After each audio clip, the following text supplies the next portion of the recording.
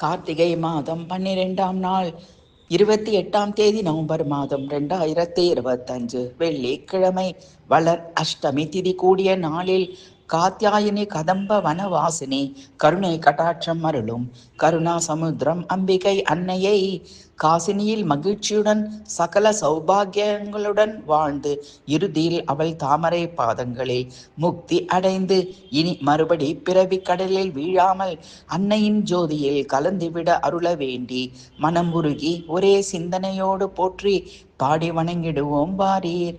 அம்பா மோகினி தேவதா திரிபுவனி அனந்த சந்நியாசினி வாணி பல்லவ பாணி கல்யாணி அன்னையே போற்றி.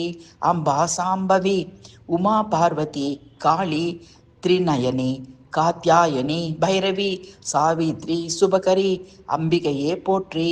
அம்பா ரத்ன வைடூரிய கங்கணதரி தங்க முத்து மாணிக்ய ஆவரணதரி ஜாதி சம்பக லஹரி தாயே போற்றி.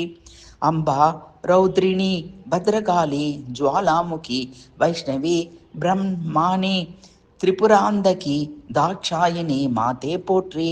அம்பா திரிசூலம் பாசம் அங்குசம் கைகளில் ஏந்தியவளே வெண்ணிற பிறை மதி சூடியவளே மகேஸ்வரி போற்றி.